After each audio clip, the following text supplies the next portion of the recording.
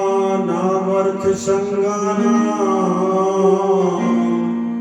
रसानां छन्दसामपि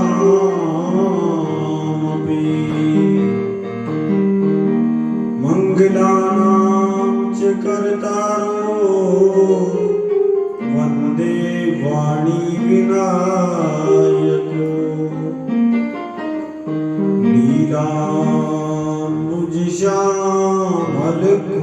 नीलाम्बुजश्यामलकोमलाङ्गं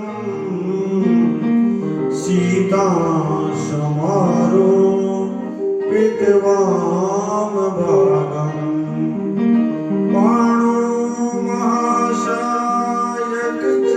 महाशायकचारुचापं नमामि रामं रघुवंशनाथं नमामि रामं रघुवंशनाथम्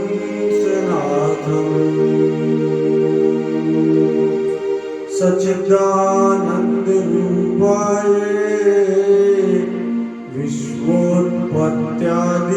विश्वोत्पत्त्यादिहेतवे तापत्रय विनाशाय श्रीकृष्णाय वयं नुमः श्रीकृष्णाय वयं नुमः श्रीकृष्ण गोविन्द हरे मुरारे हे नाथ नारायण वासुदेव श्रीकृष्ण गोविन्द हरे मुरारे हे नाथ नारायण वासुदेव हे नाथ नारायण वासुदेव हे नाथ नारायण वासुदेव हे नाथ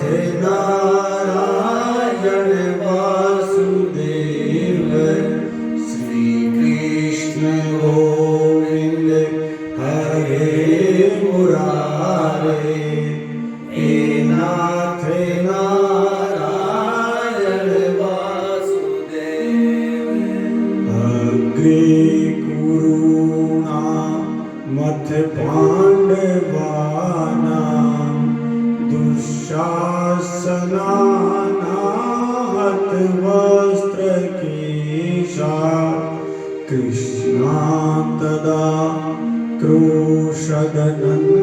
क्रोशदनन्दनाथा गोविन्द दामोदर माधवेति श्रीकृष्ण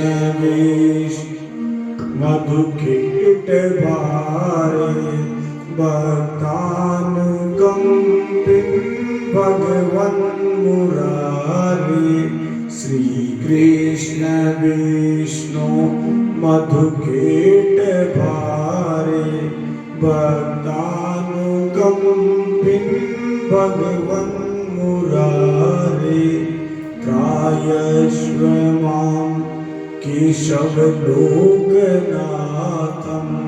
गोविन्द दामोदर माधवेति श्रीकृष्ण गोविन्द हरे मुरारे हे नाथ नारायण वासुदेव श्रीकृष्ण गोविन्द हरे मुरारे हे नाथ नारायण वासुदेव हे नाथ नारायण वासुदेव हे नाथ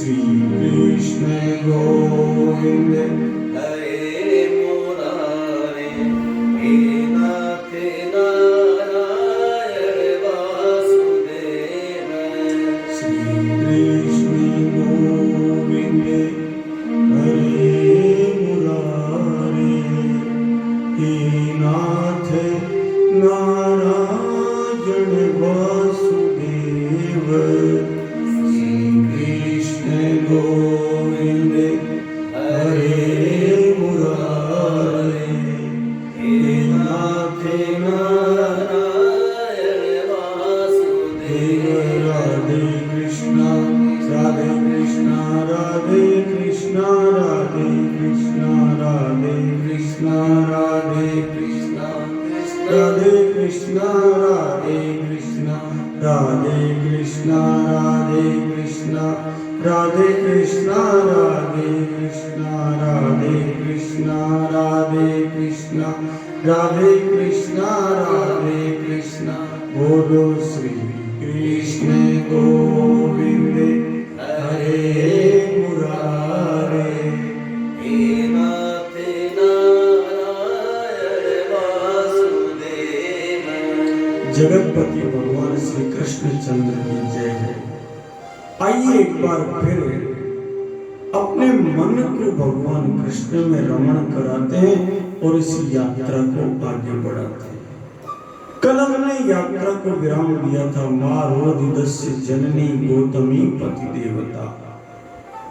अरे इस अश्वत्थामा का वध मत करो, क्या तुम चाहते हो जैसे मैं अपने बच्चों के वियोग में रो रही हूँ वैसे ही इसकी माता गौतमी भी रोती रही। द्रौपदी के इस ध्रुव वाक्य पर कल की कथा का विराम हुआ था। आज की कथा उससे आगे बढ़ाता है। इस प्रकार अश्वत्थामा का मान भंग हुआ। देह को नहीं छुड़ाया भगवान ने, लेकिन मान भंग करके उन्हें छोड़ दिया। और उसके पश्चात भगवान श्री कृष्ण ने पुत्र शोक से, स्वजनों के शोक से, वियोग से व्याकुल जितने भी परिजन थे, कुरुवंश के जितने भी वयोवृद्ध बचे थे, उन सबको तसल्ली देते, महाराज युधिष्ठिर को तसल्ली देते, सबको कहते हैं देखो सुनो, ये एक निमित्त था कि ऐसा हुआ।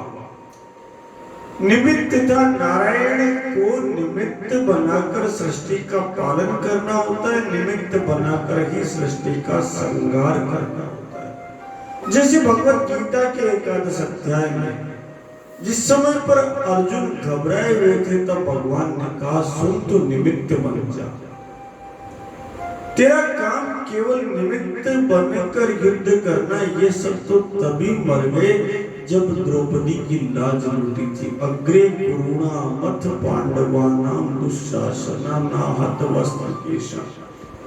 अग्रणी पांडव बैठे थे और दुशासन बाल खींचे जा रहा था। कृष्णा तदा क्रोशद नंदनाथा गोविंद दामोदर माधवी थी। तब वो कृष्णा जो थी वो द्रौपदी थी, उसने 3 नाम से मुझे पुकारा था, हे गोविंद आ जाओ, हे दामोदर आ जाओ, हे माधव आ जाओ। पहली पुकार पर उठकर चल दिया, दूसरी पुकार पर उसकी लाज ढकी और तीसरी पुकार पर संकल्प कर लिया कि जो भी इस वध में शामिल है ये मातृशक्ति के सम्मान का वध था। जो भी शामिल है केवल वही नहीं जो समर्थ होते हुए भी निरुपाय से बैठे हुए वो सब के सब वध के योग्य है। महाभारत की पृष्ठभूमि का भगवान ने निरूपण कर दिया। 10,000 गज बल घट्यो घट्यो न 10 गज नीची। कितनी बड़ी रचना थी। 10,000 गज बल घट्यो घट्यो न 10 गज चीर। कह करे बैरी प्रबल जो सहाय रघुवीर। जानकी नाथ सहाय करे तब कौन बिगाड़ करे नर तेरो। सूरज मंगल सोम प्रभु सुत बुध और गुरु वरदायक तेरो। राहु केतु की नाई गम्यता संग शनिचर होत बडेरो। जानकी नाथ सहाय करे तब कौन बिगाड़ करे नर तेरो। जाकी सहाय करी करुणा निधि, वाको जग में भाग्य बडेरो। रघुवंशी संतन सुखदाई, तुलसीदास चरण को चेरो। हरि बिन काजी आजी महाराज, लाज गई मेरी, लाज गई मेरी। दुख हरो द्वारिका नाथ, शरण में तेरी। दुख हरो जी द्वारिका नाथ, शरण में तेरी। दुशासन वंश कठोर महा दुखदाई, महा दुखदाई। कर पकड़त मेरो चीरे लाज नहीं आई। अब भयो धर्म को नाश, पाप रयो छाई, पाप रयो छाई।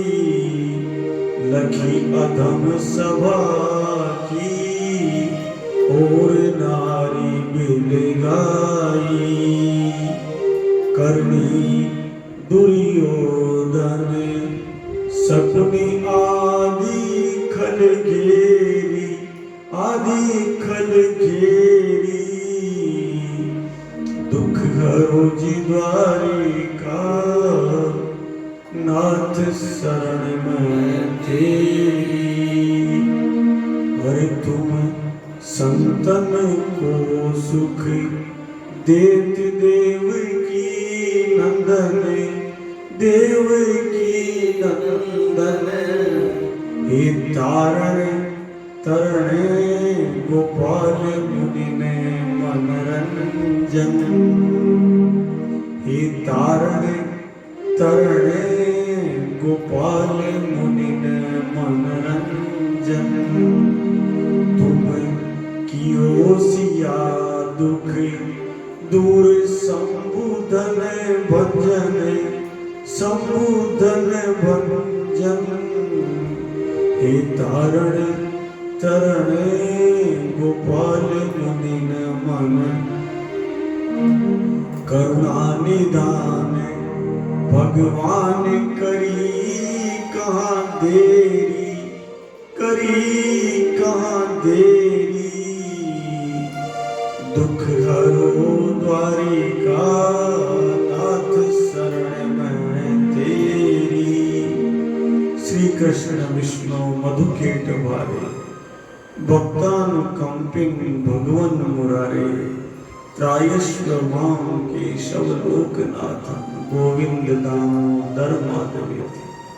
उस भगवती ने इतना ही कहा, हे श्री कृष्ण, हे मधु केटक के संहार करने वाले जगतपति जगन नारायण महाविष्णु। श्री कृष्ण विष्णु मधु केटक वाले, भक्तों के हृदय में अकंपन पैदा करने वाले महाविष्णु, उन्हें भयमुक्त करने वाले जगन नारायण। हे मुरारी नामक कृष्ण, मुर नामक असुर का वध करने वाले कृष्ण। त्रायश्वमान केशव लोकनाथ, हे केशव, हे लोकपति लोकनाथ जगतपति जगन्नाथ। हे गोविंद, हे दामोदर, हे माधव, मेरी रक्षा करो। नाथ मेरो कछु ना बिगड़े, जाएगी लाज तुम्हारी। मेरा क्या बिगड़ेगा, लाज तो गोविंद तेरी जाएगी, तेरी भक्तों ना। अब ही तो कछु बिगड़ो नाही, पकड़त चीर पुकारी। मोहन तुम ही लाज मरोगे, आखिर देख उगाड़ी। नाथ मेरो कछु ना बिगड़े, जाएगी लाज तुम्हारी। परम धन्य का भाव, और भागवत के श्रोता के लिए परम धन्य का भाव सबसे अद्भुत भाव है। हरि सुने दीन बंधु भगवान भक्त हितकारी, भक्त हितकारी, भर गए चीरे में आपु हरो दुख भारी, भर गए चीरे में आपु हरो दुख भारी, खेचत हारो मति मंद वीर बलकारी, वीर बलकारी, रख लई दीन की लाज आज गिरधारी, रख लई दीन की लाज आज गिरधारी, हर्षत बरसत सुर सुमन बजावत भेरी, बजावत भेरी, दुख हरो जी द्वारिका नाथ शरण में तेरी, बिन काज आज महाराज लाज गई मेरी, लाज गई मेरी, दुख हरो जी द्वारिका नाथ शरण में तेरी। जो द्वारिका नाथ की शरण में जाता है उसकी लाज नहीं होती। आज की कथा का प्रसंग भी ऐसा ही है। परम दैन्य भाव जो भागवत का सर्वाधिक प्रिय भाव है, उसी भाव की कथा है। भगवान कृष्ण सबको सुनाते हैं, सुनो, ये एक संयोग था कि भगवती द्रौपदी का अपमान हुआ और उसके माध्यम से महाभारत हुई। ये भी एक संयोग था कि युधिष्ठिर द्वारा उत्तम सामग्रियों से और पुरोहितों को माध्यम बनाकर अश्वमेध यज्ञ किए। सारी कथा सुनाने के बाद भगवान कृष्ण वहां से द्वारिका जाने की तैयारी करते, प्रस्थान करते, कहते हैं सात्यकी से और उद्धव से कि मेरे साथ द्वारिका चलो। दोनों साथ चलते, रवाना जैसे ही होते एकदम उत्तरा दौड़ती हुई आती है। अभी ब्रह्मास्त्र का प्रभाव नष्ट नहीं हुआ, उत्तरा दौड़ती हुई आती है। पाही पाही, कितना सुंदर भाव है। श्रवण सुजसु सुनि आयहु, प्रभु भंजन भववीर, त्राहि त्राहि आरति हरण, शरण सुखद रघुवीर। पाहि पाहि महायोगी, देव देव जगतपते। हे जगतपति, हे योगेश्वर, हे महायोगी, हे गोविंद, हे देवों के देव, मेरी रक्षा करो, मेरी रक्षा करो। पाही पाही, मेरी रक्षा करो। हे देव, जिसके जीवन पर कोई गंभीर संकट आ जाता है, उस समय आपके अलावा कोई भी नहीं है जो अभय का दान करते हैं, अभय देते हैं। क्योंकि सभी मनुष्य तो एक दूसरे की मृत्यु के निमित्त बने हुए। हे प्रभु, आप ही सर्वशक्तिमान है, इसलिए देखो ये दहकता हुआ लोहे का बाण मेरी ओर दौड़ा चला रहा है। हे प्रभु, कुछ करो, ये बाण मुझे भले जला डाले लेकिन मेरे गर्भ को नष्ट नहीं करे। ये जो कुरुवंश की थाती मेरे गर्भ में पल रही है, ये थाती नष्ट नहीं हो जाए। सूत जी महाराज कहते हैं कि भगवान कृष्ण जैसे ये उत्तरा कहती है, समझ जाते हैं कि अश्वत्थामा ने पांडवों के वंश को निर्बीज करने के लिए जो ब्रह्मास्त्र का संधान किया था, वह ब्रह्मास्त्र पहले द्रौपदी के 5 पुत्रों को लील गया और अब वही ब्रह्मास्त्र जो है वो उत्तरा के गर्भ पर प्रहार करने के लिए आ रहा है। दौड़ता हुआ वो उत्तरा के गर्भ पर प्रहार करने के लिए आता है। उस समय पर भगवती कुंती प्रार्थना करती है भगवान से और कहती है, अरे साधु जी, नंद गोप का लाल, कृष्ण जल्दी से आ जाओ। ये भक्तमाल की शैली है कलयुग तक के भक्तों के लिए। कलि कुटिल जीवन विस्तार हित वाल्मीकि तुलसी बरु।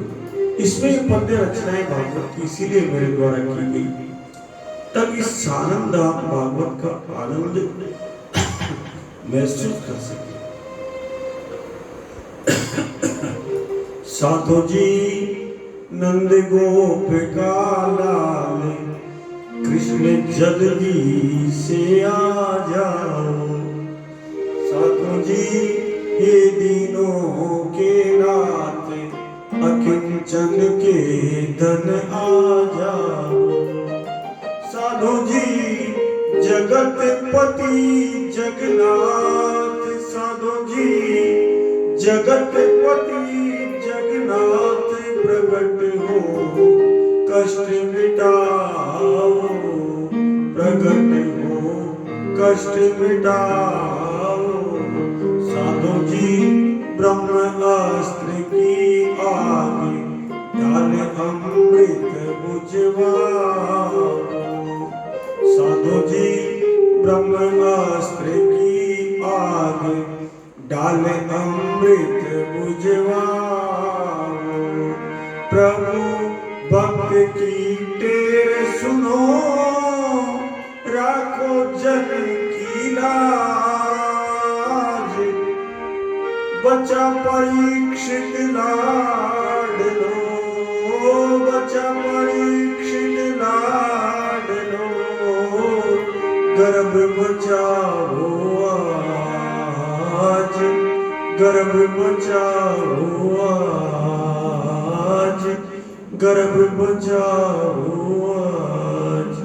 नित्य उठ गाओ भागवत कर लो गौ को ध्यान। नित्य उठ गाओ भागवत कर लो गौ को ध्यान। गौ तुलसी श्री भागवत, गौ तुलसी श्री भागवत जानो एक समान, जानो एक समान। अगर पूरी कथा सुनने सुनाने का फल इतना भी मिल जाए कि भागवत के बराबर लोग गाय को मान ले, तो मान के चलो मेरे सुनाने का उद्देश्य पूरा हो गया। अगर इतना सा भाव धारण हो जाए, जिस प्रकार भागवत जी की पोथी को माथे पर पधरा कर यात्रा में निकलते हैं, वैसे ही गाय और गोवंश भी हमारे माथे पर आ जाए। इतनी श्रद्धा हो कि गाय हमारी माता है, हमको कुछ नहीं आता है। इतनी श्रद्धा हो, बात करूं एक काम की पहली रोटी गाय की, तो मान के चलो भागवत धारण हो गई। फलों का टोकरा सर पर लेकर चलने की जगह यदि एक सेब खा लिया तो तृप्ति मिल गई। बस ये इतना सा सेब खाने में आ जाए, कृष्णाय वासुदेवाय देवकी नंदनाय नंद गोप कुमाराय गोविंदाय नमो नमः। ये अद्भुत श्लोक है भागवत का, विलक्षण मंत्र, अभिमंत्रित श्लोक है। सभी श्लोक अद्भुत है, सभी विलक्षण है, पर ये विलक्षण में भी विलक्षण विलक्षणाति विलक्षण है। यदि गर्भ के अंदर शिशु चिकित्सक कहने की रह नहीं पाएगा, उस समय यदि इस मंत्र का जाप कोई मात्र शक्ति करे तो मान के चलो निर्बाध 9 महीने तक गर्भ अपने स्थान पर स्थापित रह पाता। प्रत्यक्ष प्रयोग सैकड़ों जगह तो मेरा किया हुआ है। आंख मूंझ कर कहते हैं केवल कुछ मत करो, इतना सा जप कर लो, कृष्णाय वासुदेवाय हरि परमात्मा ने नंद गोप कुमाराय गोविंदाय नमो नमः, नंद गोप कुमाराय गोविंदाय नमो नमः। और इस जप करते ही पता नहीं क्या होता है, गर्भ में शिशु की रक्षा प्रारंभ हो जाती है, गर्भ का स्त्राव बंद हो जाता है और गर्भिणी मातृ शक्ति को आनंद की प्राप्ति होने लग जाती है। या तो गर्भस्थ शिशु को कष्ट हो तो राम रक्षा स्तोत्रम का पाठ करें, क्योंकि श्री राम रामेति रमे रामे मनोरमे सहस्त्र नामा तत्तुल्यम राम नाम वरानने। या फिर भागवत के श्लोक का वाचन करे, पाठ करे, श्रवण करे तो गर्भस्थ शिशु की रक्षा आज भी हो जाती है। कृष्णाय वासुदेवाय देवकी नंदनाय च नंद गोप गोविंदाय नमो नमः पंकज नाभाय नमः पंकज मालिने नमः पंकज नेत्राय नमस्ते पंकज जांगे। ओ कमल ने तेरी जय हो, ओ कमल चरण तेरी जय हो, हे कमल नाभि आपकी जय हो। इस प्रकार कुंती तरह तरह से प्रार्थना करती है, फिर कहती है विपत्ति संतु न शाश्वत। हे जगत गुरु मेरे जीवन में विपत्तियां भर दो, क्योंकि इन विपत्तियों के कारण कृष्ण तुम याद आते हो। सुनो कृष्ण तुम ही तो पार ब्रह्म, तुम ही तो जगन नारायण यदुवंश की कीर्ति को स्थापित करने के लिए तुम ही ने तो इस वंश में अवतार ग्रहण किया। अरे कृष्ण, पशु पक्षी जलचर थलचर सब कुछ जो भी है संसार में तुम्हारी तो इच्छा के कारण, लीला मात्र के कारण तरह तरह के कर्म करते हैं। अरे नारायण, तुम्ही ने तो पृथ्वी पर दैत्यों का भार उतारने के लिए अवतार लिया था। देखो कृष्ण, तुम्हारा निर्मल गान, तुम्हारे चरित्र का गान, तुम्हारी लीलाओं का श्रवण, इससे बड़ा आनंद कुछ नहीं है कृष्ण। बस जो कुछ है तुम्हारी लीलाओं का गान है। से सांसारिक चर्चाएं अधिक आनंद नहीं देती कृष्ण। यथा पंकेन पंकाव सूर्या व सुरागतम, क्या कहते हैं, जिसे कीचड़ से पानी साफ नहीं किया जा सकता, मदिरा की बाल्टी से दारू की दुर्गंध समाप्त नहीं की जा सकती, हिंसा भरे हुए यज्ञों के द्वारा नारायण की प्राप्ति नहीं हो सकती और हत्या का प्रायश्चित भी नहीं हो सकता। इसी प्रकार कृष्ण सांसारिक कर्मों के द्वारा तुम्हें प्राप्त नहीं किया जा सकता, इसलिए तुम्हारी लीलाओं का गान ही सर्वोत्तम। भागवत में कहते हैं कि उस समय गर्भ के अंदर परीक्षित को भगवान कृष्ण के दर्शन होते हैं। वो 4 भुजा नाग सुदर्शन चक्र का आवरण बना देते हैं और गर्भ को ब्रह्मास्त्र से सुरक्षित कर देते हैं। वो नंद गोप कुमाराय गोविंदाय नमो नमः रक्षित कर देते हैं। जबकि महाभारत में अलग प्रसंग आता है। महाभारत में प्रसंग आता है बालक का जन्म हो जाता है और उस समय भगवान कृष्ण उसे मृत अवस्था में देखते हैं। मृत अवस्था में देखते हैं उत्तरा पागल हो जाती है, विलाप करती हुई कहती है, अरे सुन तो सही अभिमन्यु के पुत्र, जैसा तेरा पिता चपलाक्ष था, चपल नयन वाला था, चंचल नयन वाला था। ये चंचल नयन भी तो भगवान का गुण है। जब शुरू में पिक्चराइजेशन होने लगा था, तब जो गाने बनते थे ना, उन गानों में भी गाते तो मनुष्य के लिए थे, लेकिन भाव परमात्मा जगत का होता था। गाते पेट के लिए करते थे, लेकिन मन में भाव नारायण का होता था, तभी तो राग यमन में कोई गीत बन पाता था। चंदन सा बदन चंचल चितवन, धीरे से तेरा ये मुस्काना, मुझे दोष न देना जग वालों, मुझे दोष न देना जग वालों, हो जाऊं अगर मैं दीवाना। चंदन सा बदन, जरा विचार करो, चंदन जैसा बदन प्रत्येक अवस्था में खुशबू किसके वदन से आ सकती है? जगतपति जगन्नाथ के अलावा। चंचल चितवन, चंचल चितवन किसकी है? कानूड़ा से अधिक चंचल चितवन किसकी है? धीरे से तेरा ये मुस्काना, धीरे से मुस्कुराना, जगन माया मोहिनी माया किसकी है? भगवान की है। और दीवाना कोई किसके प्रति हो सकता है? कृष्ण के प्रति। तन भी सुंदर मन भी सुंदर तू सुंदरता की मूर्त है। किसी का तन सुंदर होता है, किसी का मन सुंदर होता है। केवल नारायण है जिनका तन भी सुंदर है, मन भी सुंदर है। तन भी सुंदर मन भी सुंदर तू सुंदरता की मूर्त है।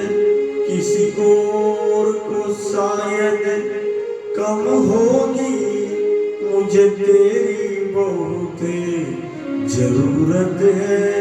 पहले भी बहुत मैं तड़पा हूँ, पहले भी बहुत मैं तड़पा हूँ। तू और ना मुझको तड़पाना। चंदन सा बदन चंचल चितवन, धीरे से तेरा ये मुस्काना।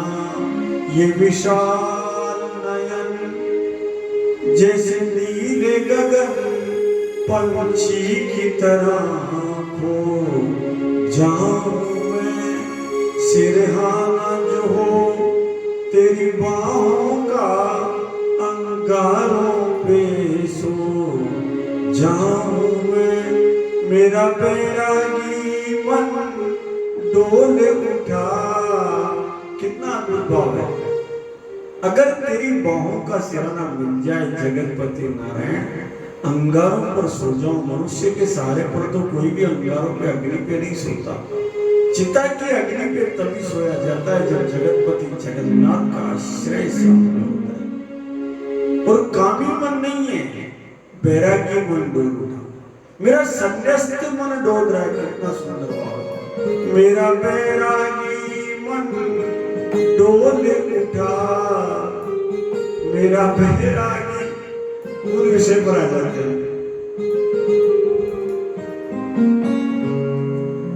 कृष्ण कृष्ण महाबाहो।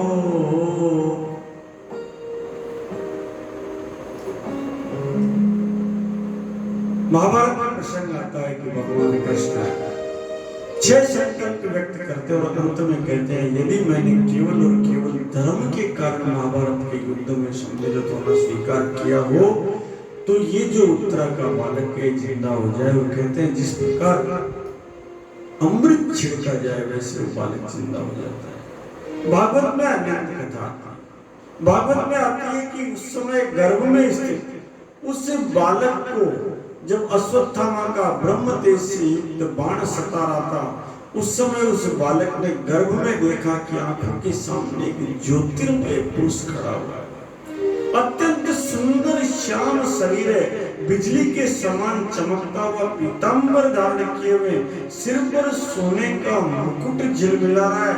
उस निर्विकार पुरुष के बहुत ही सुंदर लंबी लंबी 4 भुजाएं हैं और कानों में तपाए हुए स्वर्ण के कुंडल है, आंखों में लालिमा है और हाथ में जलती हुई गदा लेकर वो बार बार घुमा रहे हैं, मानो शिशु की ब्रह्मास्त्र से रक्षा कर रहे हैं।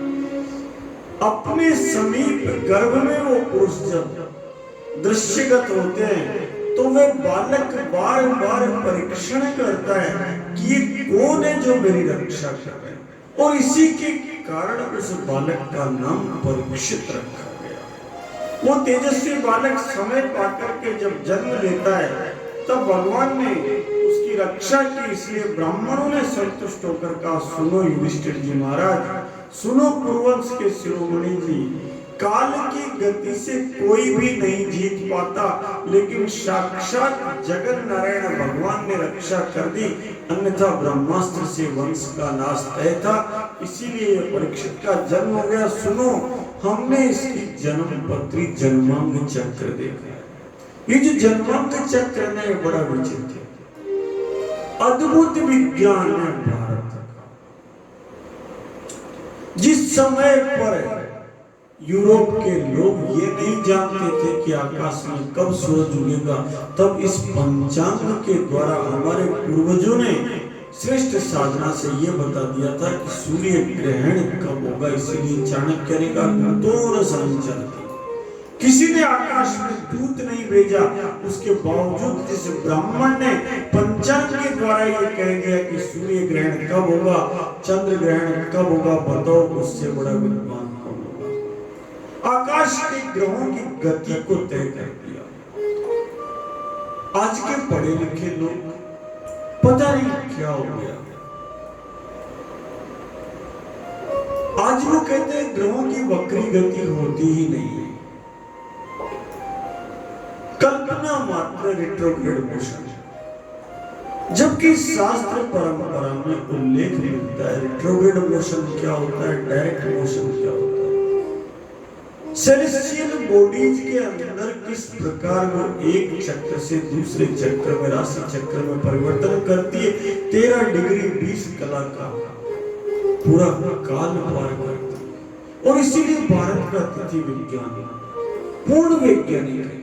भारत का जन्मांक चक्र कई जन्मों की गाथा लेकर आता है और जन्म समय पे उसी समय बालक का जन्म होता है जब हजारों वंशों के संस्कार मौजूद होते हैं।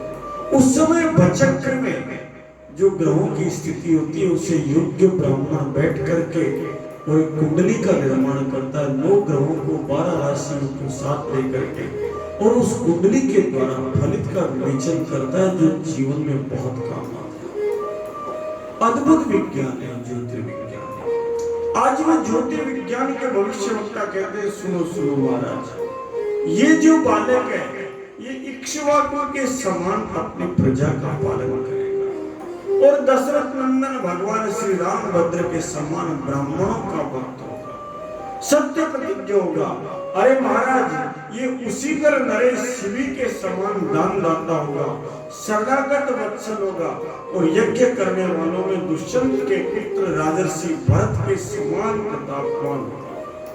धनुर्धरों में सहस्त्रबाहु अर्जुन के समान होगा और साथ ही अपने दादा पार्थ के समान अग्रणी होगा। ये अग्नि के समान दुर्धर्ष वीर होगा और समुद्र के समान दुस्तर होगा, इसे कोई पार नहीं कर पाएगा। ये सिंह के समान पराक्रमी होगा, हिमाचल की तरह आश्रय लेने योग्य स्थान होगा, पृथ्वी के समान धैर्यवान होगा और माता पिता के समान सहनशील होगा।